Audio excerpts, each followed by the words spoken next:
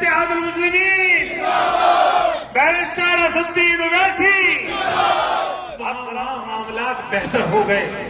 میں آپ کو مثال کے طور پہ 4-5 اسٹیٹ کا ذکر کرتا ہوں۔ آپ بنگال میں 29% ہیں، لیکن وہاں پہ کوئی آپ کی سیاسی حکمت عملی نہیں ہے، اس لیے آپ کی وہاں کوئی وقت نہیں ہے۔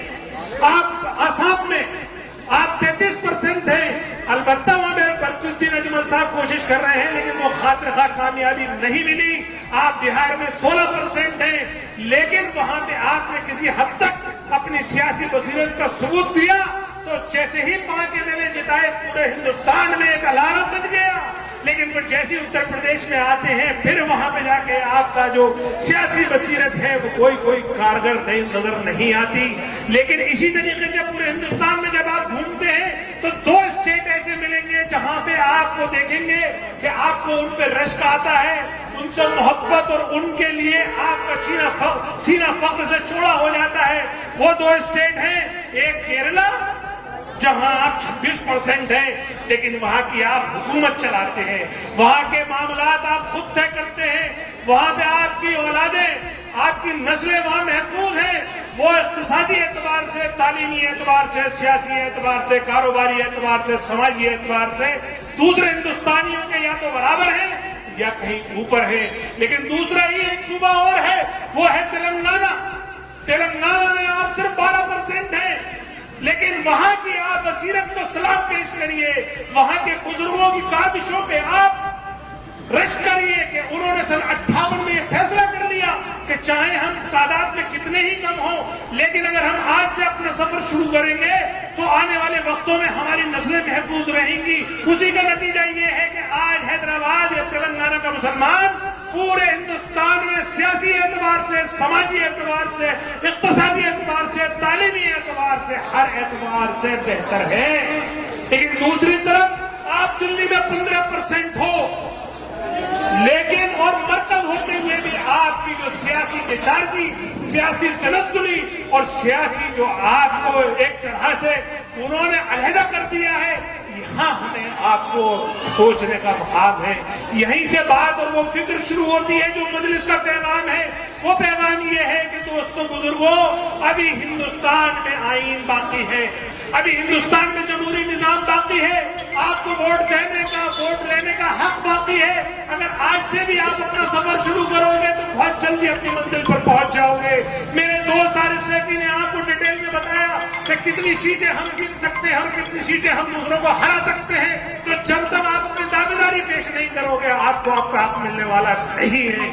اس لیے میرے دوستوں بزرگوں، آج یہ موقع ہے آپ کے ساتھ، آج مجلس آپ کے سامنے معتبرانہ درخواست کے ساتھ آپ کے در پر کھڑی ہے۔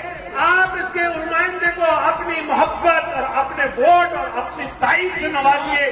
یہیں سے آپ دیکھیں گے کہ آپ کی نسلوں کا مستقبل ٹھیک اور سنورنا شروع ہو جائے گا۔ اور اسی طریقے سے قومیں بنا کرتی ہیں، جن جن قوموں نے اپنی نسلوں کے بارے میں سیریسلی سوچا وہ بہتر ہوئی۔ اور مثال کے طور پہ اگر آپ اتر پردیش میں سب سے کمزور جو طبقہ تھا وہ دلت طبقہ تھا، اس دلت طبقے نے اپنی سیاسی اتحاد اور متحد ہوئے تو وہ پھر حکومت میں آ گئے۔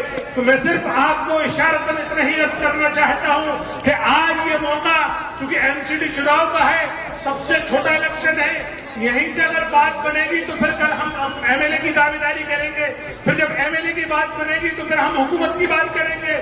اور حکومت کے لیے بھی یہاں پہ ہم نے جو اپنی پلاننگ کی ہے وہ ایسے کی ہے کہ دلی میں 2 طبقات ہیں جو سب سے زیادہ شوشت ہیں، جن کا سب سے زیادہ استحصال کیا، وہ ایک ہے دلت اور ایک مسلمان۔ اسی لیے ہم نے اس چناؤ میں بھی اپنی دلت پارٹی چندر شیکھر آزاد کی آزاد سماج پارٹی کے ساتھ اشتراک کیا، اور ہم نے ان سے یہ طے کیا کہ دلت بہت سیٹیں آپ لڑیے اور مسلم بہت سیٹیں ہم لڑیں گے، اور پھر یہیں سے اپنے سیاسی اتحاد کی سفر کی شروعات کریں گے۔ انہوں نے ہم سے ایگری کیا۔ تو ایک سوال اب جو آپ طاقت دیں گے یہاں مجلس کو، وہ طاقت صرف کاؤنسلر تک نہیں ہوگی، وہ طاقت انشاءاللہ وہ حکومت میں اشتراک میں آنے کی ہے۔ انشاءاللہ تعالیٰ آپ بھی اب وہی حکومت، وہی سوشل اسٹیٹس انجوائے کریں گے جو حیدرآباد کرتا ہے، چونکہ وہی حیدرآباد کا تجربہ، وہی حیدرآباد کی قیادت آج دلی میں موجود ہے۔ میں تو آپ کے اوکھلا کا ایک آپ ہی کی طرح ایک باشندہ ہوں، لیکن مجھے بیرسٹر اسدالدین اویسی صاحب نے یہ موقع دیا، یہ مجھے اپرچونٹی دی کہ آپ دلی میں جاؤ اور گلی گلی کوچے کوچے جا کے اس پیغام کو عام کر دو۔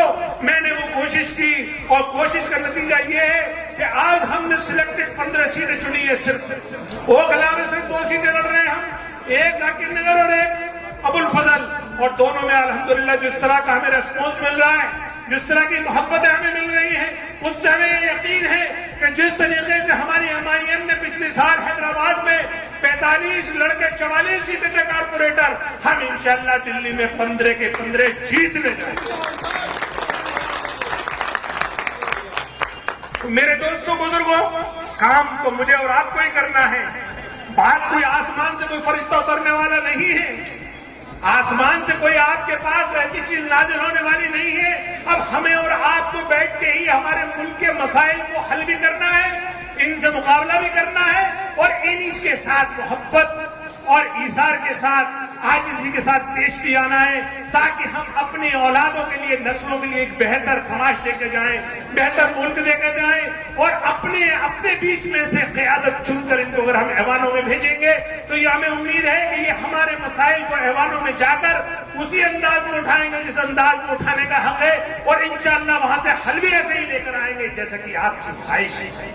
تو آپ اپنے آپ کو کسی طرح سے بھی، کسی معاملے میں بھی کمتر سمجھنے کی ضرورت نہیں ہے، صرف آپ اپنے اوپر بھروسہ کیجئے، اپنے بھائی عارف شیخی کے اوپر بھروسہ کیجئے، آپ انہیں اپنے محبت اور ووٹ سے نوازیں گے تو انشاءاللہ تعالی یہ آپ ہی کے ووٹ سے جیت درج کر کے آپ کی رہنمائی امانوں میں کریں۔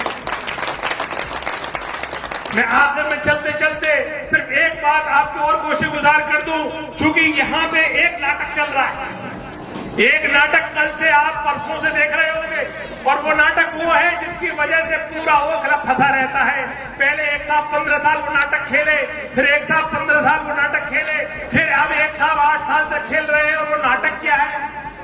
ایک صاحب نے رونا دھونا شروع کر دیا، وہ رو رہے ہیں، وہ بیان کر رہے ہیں کہ میں برباد ہو گیا، یعنی اپنی خطاؤں کا جو بوجھ ہے وہ آپ پہ ڈال رہے ہیں، اور دوسرے صاحب نے وہی گالی کا ناٹک، وہی سارا کھیل، پھر اس کے بعد جیل، اور پھر جیل کے بعد بیل، اور پھر بیل کے بعد وہی ان کے چیلے گھومتے گھومتے وہ سمپیتی لیتے گھومیں گے۔ تو یہ دونوں لوگ جو ہیں یہ پورا کشتی ہے۔ یہ بتا دوں میں آپ کو، اوکھلا میں آنے کے بعد چاہے وہ کانگریس ہو یا عام آدمی پارٹی ہو، یہ ایک دوسرے کے لیے پورا کشتی کرتے ہیں۔ وہ کہتا ہے مجھے نہیں مل رہی تو تو جیت جا، اور تجھے نہیں مل رہی تو مجھے جتا دے، لیکن ایسا نہ ہو کہ کوئی مجلس جیسی جماعت آ جائے، کیونکہ اگر مجلس آ گئی تو یقیناً وہ اپنی قیادت قائم کرے گی، اور یہ جو بہروپیہ پن ہے، یہ کھیل ہے، وہ ختم ہو جائے، کیونکہ ان دونوں کے معاملات یہی آخر اس علاقے میں جو قابض رہے ہیں، حکومت رہی ہے، پہلے کانگریس کی رہی اور اب عام آدمی پارٹی کی رہی۔ آخر اگر انہوں نے ہی کام کر دیا ہوتا تو کیا ہمارے علاقے اتنے بدحال ہوتے؟ آج پوری دلی میں گھوم آئیے، سب سے بدترین اگر کسی کی حالت ہے تو وہ اوکھلا کی ہے، اور افسوس کی بات یہ ہے کہ عوام سب سے زیادہ پڑھی لکھی ہے۔ جتنی پڑھا لکھا مسلمان اوکھلا کی سرزمین پہ رہتا ہے، شاید ہی اتنی highly dense population, educated population پورے ہندوستان میں ہو، لیکن جیسے ہی آپ سڑکوں سے گزرتے ہیں اور نالی اور پانی اور ہوا اور بجلی کو دیکھتے ہیں تو بالکل حال فلم جیسا ہے۔ تو یہ آخر کرا کس نے ہے؟ یہ کیا ہے ان دونوں پارٹیوں نے۔ لیکن جب اروند کیجریوال جیتنے کے بعد جب ہمارے پاس آئے اور ہم نے ان سے کہا کہ آخر اب تو مسلمانوں نے آپ کو مکھیہ منتری بنا دیا، اب تو آپ مسلمانوں کے بارے میں سوچئے، تو بولے بتائیے کیا سوچے؟ ہم نے کہا آپ کم سے کم مسلم علاقوں میں جس طرح سے مجلس نے تلنگانہ میں مسلم غریب علاقوں میں، انتھرائزڈ علاقوں میں، سلم علاقوں میں کرائے کی بلڈنگ لے کے 250 اسکول بنائے ہیں، آپ کم سے کم مسلم علاقوں میں بنا دیجیے، کیونکہ آپ کی جو شکشا کی اسکیم ہے وہ موجودہ اسکول پہ لاگو ہوتی ہے، اور مسلم علاقوں میں اسکول پہلے سے موجود ہی نہیں ہے، تو اس لیے آپ کی اسکیم کا فائدہ نہیں ہوتا۔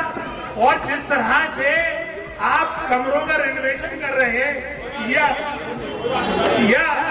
کمروں کا یا رنگ روغن کر رہے ہیں، اس سے فائدہ آج مسلمانوں کو ہو رہا ہے، آدھوں کو نہیں ہو رہا۔ تو اروند کیجریوال نے اور شکشا منتری منیش سسودیا نے दोनों ने मेरे होटल में रहकर ये वादा किया कि हम दिल्ली वक्फ बोर्ड के थ्रू 250 स्कूल बनाएंगे, और वो 250 स्कूल या तो वक्फ बोर्ड की जमीन पे बनेंगे या किराए की बिल्डिंग पे लेके बनेंगे।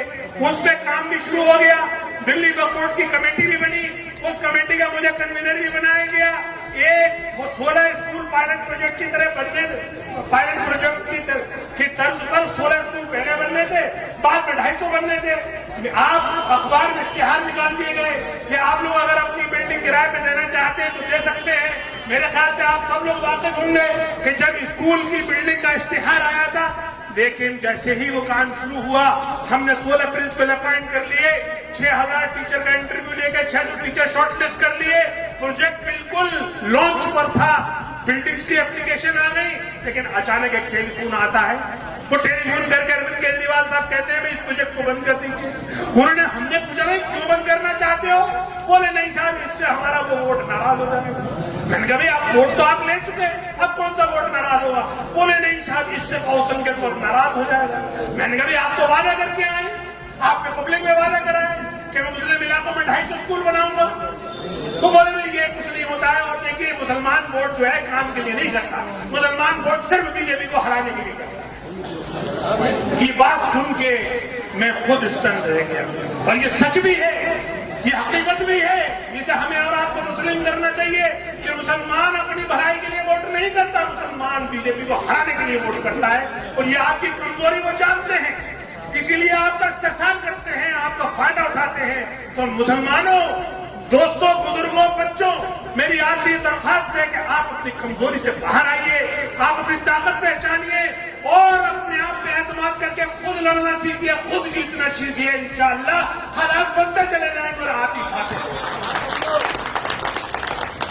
मेरे ख्याल से सांसद साहब तशरीफ ले आए हैं, तो जैसे ही सांसद साहब आएंगे मैं अपनी बात खत्म कर दूंगा।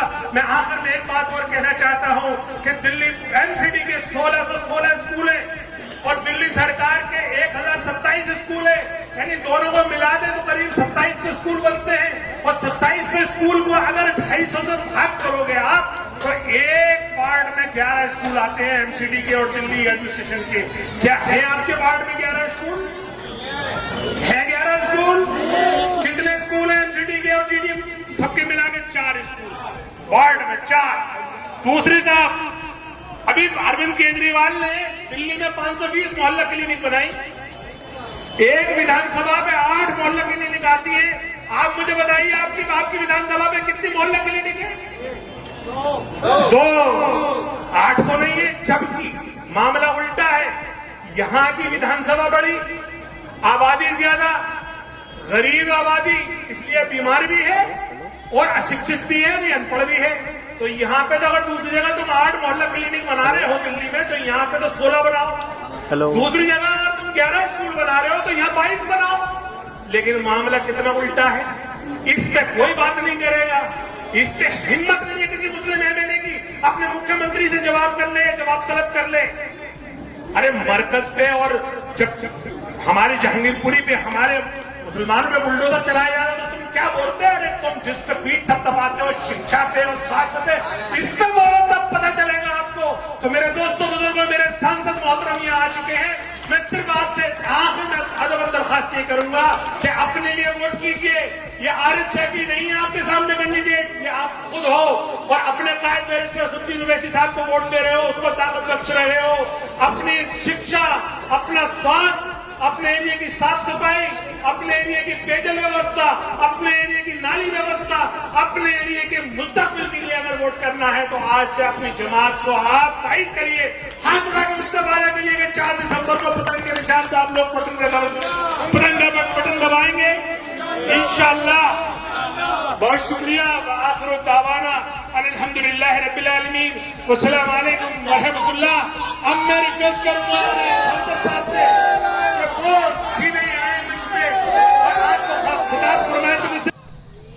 दुनिया की हर छोटी बड़ी खबर देखने के लिए सस्ता मीडिया को सब्सक्राइब करें और साथ में बेल आइकन को दबाएं ताकि लेटेस्ट वीडियो सबसे पहले आप तक पहुंचे। अगर आप सस्ता मीडिया फेसबुक पेज पे देख रहे हैं तो पेज को फॉलो और लाइक ज़रूर करें।